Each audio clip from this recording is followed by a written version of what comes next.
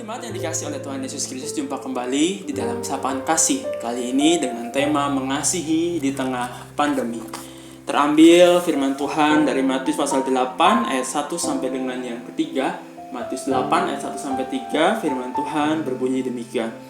Setelah Tuhan Yesus turun dari bukit, orang banyak berbondong-bondong mengikuti Tuhan.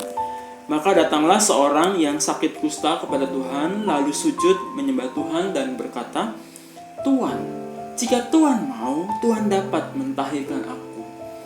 Lalu Tuhan Yesus mengulurkan tangannya, menjamah orang itu dan berkata, "Aku mau, jadilah engkau tahir." Seketika itu juga, tahirlah orang itu daripada kustanya. Demikian firman Tuhan. Saudara dikasih oleh Tuhan Yesus Kristus, selama kurang lebih 1 bulan yang lalu saya membuat grup WhatsApp bernama Para Pejuang. Grup WhatsApp bernama Para Pejuang. Nah, isinya adalah jemaat kita sendiri yang sedang berjuang menyembuhkan diri dari COVID dan juga sekaligus orang-orang yang sudah sembuh dari COVID. Nah, ada 2 alasan kenapa saya membuat grup ini. Yang pertama tentu supaya kita saling mendukung dan saling berempati, saling memperhatikan. Kenapa? Karena mereka yang sudah pernah sakit kemudian sembuh paling tahu begitu ya rasanya COVID itu seperti apa. Jadi dukungan dan sharing pengalaman dari mereka itu yang sudah sembuh itu sangat-sangat diperlukan ya bagi mereka yang sedang berjuang ya terpapar COVID-19. Lalu alasan yang kedua, pada malam itu saya membaca sebuah berita saudara yang sangat-sangat penting, di mana ada beberapa kasus yang terjadi di mana pasien yang terkonfirmasi positif COVID saat dibawa ke rumah sakit itu sudah dalam kondisi cukup parah ya, dan akhirnya sulit untuk bisa menolong, bahkan akhirnya meninggal di rumah sakit. Nah, pertanyaannya kenapa terjadi demikian, saudara? Salah satu alasannya adalah mereka ternyata takut untuk menyampaikan status mereka bahwa mereka itu positif COVID-19. Ya, kenapa kemudian mereka takut? Karena mereka takut akan dikucilkan, saudara. Ya, dijauhi oleh teman-temannya, dijauhi oleh tetangganya kalau misalkan mereka semua tahu aku sedang positif. Ya, jadi memang COVID-19 ini adalah suatu momok yang mengerikan gitu ya bagi siapapun. Begitu kita terpapar, orang-orang sekitar kita memang seakan-akan menjauhi kita. Ya, sehingga membuat pasien kemudian takut untuk mau cerita, takut untuk mau open. Mereka takut nggak punya teman, karena diri mereka dianggap saya ini sumber penyakit begitu ya. Dan ketika saya baca berita itu, saya sedih sekali, saya sungguh sedih. Dalam arti jangan sampai ada di jemaat kita yang berpikir atau punya ketakutan seperti itu ketika mereka justru sedang berjuang melawan COVID-19. Nah, jemaat yang dikasihi oleh Tuhan Yesus Kristus, kira-kira demikian juga ketika seorang yang tadi sakit kusta yang kita baca itu berjumpa dengan Tuhan Yesus. Pada waktu itu Tuhan Yesus baru turun dari bukit setelah dia selesai mengajar.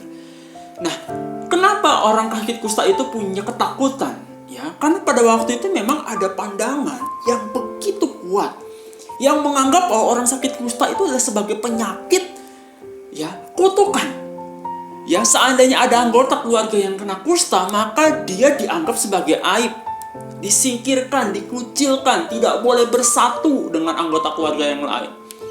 Belum lagi ada anggapan bahwa orang yang sakit kusta adalah orang yang kena azab, orang yang kena hukuman yang datang langsung dari Tuhan. Bisa juga dianggap karena nenek moyangnya zaman dahulu itu pasti orang berdosa, sehingga dia yang kena kutuk begitu ya. Pasti oma, opa, opung yang melakukan dosa besar, sehingga Tuhan harus menghukum dia dengan sakit kusta. Bayangkan betapa menderitanya orang sakit kusta pada waktu itu. Ya, sehingga hal ini yang kemudian membuat orang kusta dengan begitu memelas datang di hadapan Tuhan Yesus.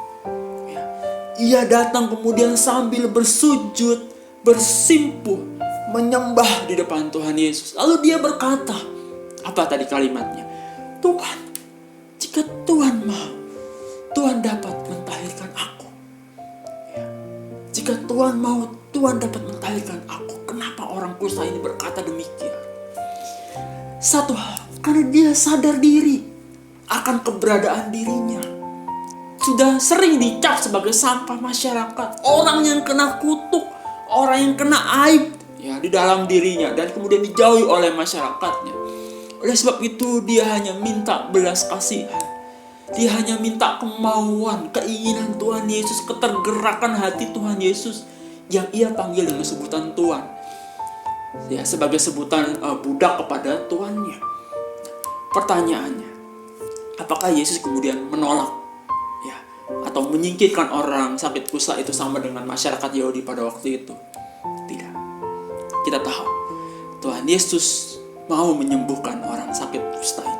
Bahkan Alkitab katakan Tuhan Yesus mau menjamah, sekali lagi, menjamah orang kusta. Bayangkan. Pertanyaannya, kenapa Tuhan Yesus perlu menjamah orang ini? Tindakan Tuhan Yesus, saudara, pada waktu itu perlu menjamah orang kusta ini setidaknya punya dua alasan. Ada dua hal paradigma mindset yang ingin Tuhan Yesus ubah ya dalam lingkungan masyarakat pada waktu itu. Yang pertama, bahwa orang sakit itu sesungguhnya tidak boleh dikucilkan atau diabaikan. Tapi apa? Tapi justru harus mendapatkan perhatian, harus mendapatkan pelayanan, dukungan, cinta kasih. Untuk apa? Untuk menyemangati mereka supaya mereka bangkit dan pulih dari sakitnya. Jangan ketika ada orang sakit justru malah dijauhi seperti masyarakat Yahudi pada waktu itu. Itu alasan yang kedua, Yesus mengubah paradigma mereka. Yang kedua, sakit penyakit tidaklah selalu harus dihubungkan dengan kutukan dari Tuhan, saudara. Nah, ini mindset kaku yang ingin Tuhan Yesus ubah pada waktu itu. Ya, ketika melihat orang sakit kusta, lumpuh, seolah-olah ia sedang dilaknat oleh Tuhan, dihukum oleh Tuhan. Nah, pandangan-pandangan seperti ini akan membuat masyarakat atau bahkan kita sendiri saat ini ya, punya legitimasi untuk bisa menghakimi orang lain. Ya, apalagi kalau sudah bawa nama Tuhan kemudian dilapisi ya dengan ayat-ayat suci begitu ya. Nah, kita tahu sekarang bahwa dengan majunya pola pikir, pengetahuan sekarang bahwa sumber penyakit itu ada banyak. Ya, ada yang kena virus, mulai dari virus, bakteri begitu ya, pola makan, pola kerja, pola istirahat kita, juga faktor genetik begitu ya. Sehingga kita tidak boleh ya ketika melihat orang sakit kita menghakimi ini orang kena kutuk, kena azab. Tidak seperti itu. Dan itu yang Yesus ubah pandangan masyarakat Yahudi pada waktu itu, saudara. Nah, hal ini pun saudara yang mesti menjadi tugas kita sebagai keluarga Allah di tengah-tengah persekutuan kita sebagai gereja. Ya, dan bukan hanya kepada yang sakit kita memberikan perhatian, tapi perhatian kita juga hendaknya tertuju kepada orang-orang yang terabaikan, terkhusus kepada orang-orang yang terdampak dari situasi PPKM darurat ini. Dan kita tahu bahwa di luar sana ada banyak orang yang terdampak oleh karena situasi PPKM yang memang harus diterapkan oleh pemerintah ini. Nah, hari ini kita punya program Dapur Peduli Pamitran, di mana kita diajak untuk saling bahu-membahu membantu jemaat kita, saudara-saudara kita sendiri yang sedang isoman oleh karena COVID-19. Nah, jika situasi PPKM semakin diperpanjang, kita juga bisa mengaktifkan kembali program kerjasama dengan warung-warung nasi ya, agar masyarakat kecil bisa take away atau bawa pulang makan siang dengan sistem kupon ya, seperti yang pernah kita lakukan sebelumnya.